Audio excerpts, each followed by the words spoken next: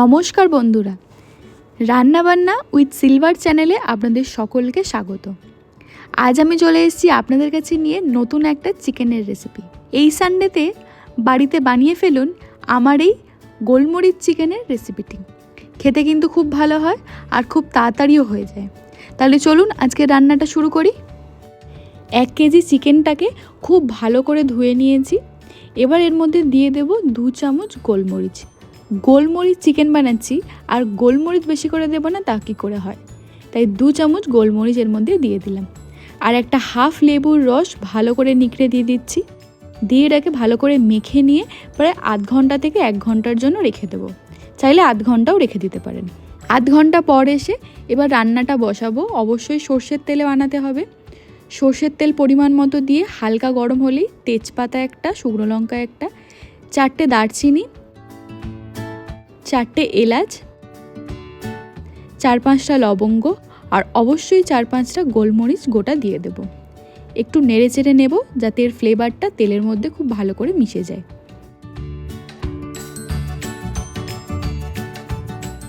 3টে বড় সাইজের পেঁয়াজটাকে আমি একদম পেস্ট করে নিয়েছিলাম, সেটা এর মধ্যে দিয়ে দিলাম। এবার পেঁয়াজটাকে খুব ভালো করে অনেকক্ষণ ধরে কিন্তু ভাজতে হবে, যাতে পেঁয়াজের কাঁচা গন্ধটাও চলে যায় আর কালারটাও একটু চেঞ্জ হয়ে যায়। আমি প্রায় 10 থেকে 12 মিনিট মতো পেঁয়াজটাকে কিন্তু কষেছি।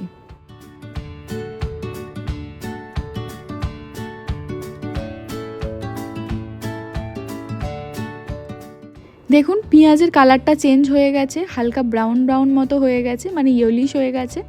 এবার আমি এর মধ্যে দিয়ে দেব মশলা। রসুন বাটা 3 চামচ দিয়েছি বড় চামচের। আদা বাটাও সেম পরিমাণেরই দিয়েছি 3 চামচ।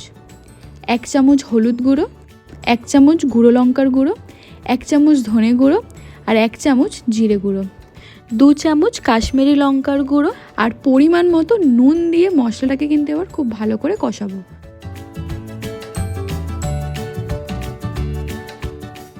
যখনই মনে হবে মশলাটা খুব বেশি ড্রাই হয়ে গেছে, একটু একটু করে গরম জল দেব আর মশলাটাকে কিন্তু কষাবো অনেকক্ষণ ধরে, যতক্ষণ না পর্যন্ত মশলা থেকে তেল ছেড়ে দেয়। মশলাটা বেশ অনেকক্ষণ কষিয়ে নিয়েছি। এবার এর মধ্যে ম্যারিনেট করে রাখা চিকেনটা পুরোটা দিয়ে দিলাম। এবার চিকেনটার সাথে মশলাটা ভালো করে মিশিয়ে নেব।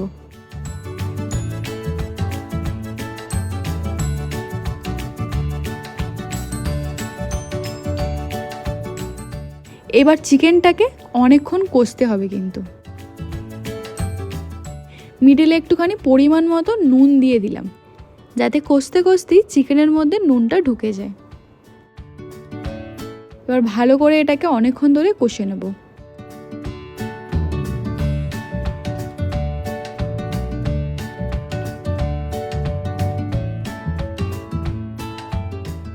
চিকেনটাকে এবার নরম করার জন্য আমি হালকা চিকেনের মধ্যে একটু জল দিচ্ছি, যেহেতু একটু জলের টান পড়েছে। জল দিয়ে চিকেনটাকে একটু নেড়ে চেড়ে নিয়ে আমি ঢাকা দিয়ে দেবো, যাতে চিকেনের হাড়টা আর মাংসটা খুব তাড়াতাড়ি সফট হয়ে যায়। যেহেতু এটা খুব বেশিক্ষণ ফোটানোর দরকার পড়ে না, তাই জন্য এটা চাপা দিয়ে দিয়ে রান্না করব। যেহেতু চাপা দিয়েছিলাম তাই জন্য দেখুন কতটা জল বেরিয়ে গেছে। এবার ভালো করে নেড়ে চেড়ে নিয়ে প্রায় 15 মিনিট মতো আমি কষিয়ে নিয়েছি। 15 থেকে 20 মিনিট মতো আমি কষিয়েছি। এবার এর মধ্যে আমি দিয়ে দেবো কাজু বাটা। আমি প্রায় 15-16টা কাজু বেটে রেখেছিলাম জল দিয়ে, সেটা এর মধ্যে দিয়ে দিলাম। আর 50 গ্রাম টক দইও ফেটিয়ে রেখেছিলাম, সেটাও এর মধ্যে দিয়ে দিলাম। এবার এটাকে খুব ভালো করে চিকেনটার সাথে মিশিয়ে নিয়ে আর কিছুক্ষণ কষবো। দইটা আর কাজু বাদামের পেস্টটা কিন্তু একটু লাস্টের দিকে দেবেন। চিকেনটা যখন 50% আপনাদের কষা হয়ে যাবে, বাকি 50% কষার সময় কিন্তু এই দই আর কাজু বাটার এই পেস্টটা দেবেন। নেড়ে চেড়ে নিয়ে আমি আবার ঢাকা দিয়ে দেবো।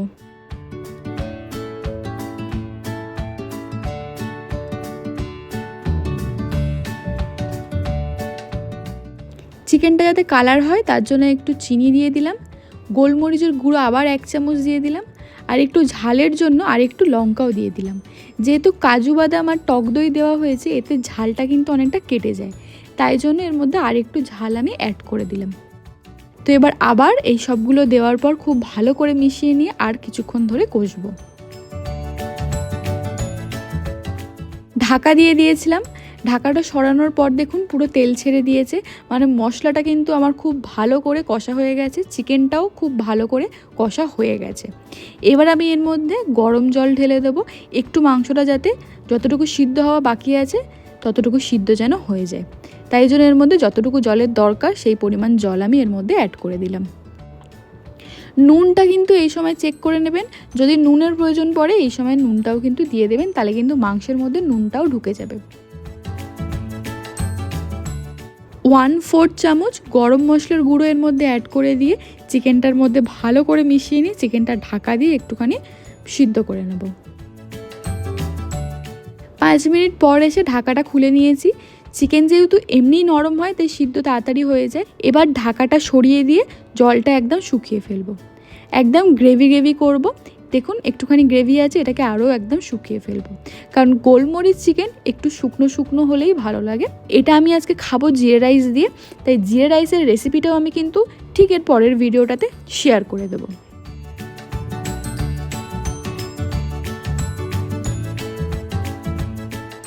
দেখুন নামিয়ে নিয়েছি গোলমরিচ চিকেন, আবার বলছি গোলমরিচ না দিলে কি করে হয়, তাই নামিয়ে লাস্টে ওপর দিয়ে 1/2 চামচ গোলমরিচ আমি ওপর থেকে একটু ছড়িয়ে দিলাম।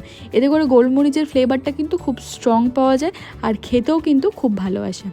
গরম গরম জিরা রাইস বা ফ্রাইড রাইসের সাথে কিন্তু এটা দারুণ জমে যায়। তাহলে বন্ধুরা এই উইকেন্ডেই বাড়িতে ট্রাই করুন গোলমরিচ চিকেন, খেতেও খুব ভালো হয় আর তাড়াতাড়ি হয়েও যায়। আজ তাহলে আমি এখানেই বিদায় নিলাম, পরে দেখা হবে নতুন কোনো এক ভিডিও নিয়ে।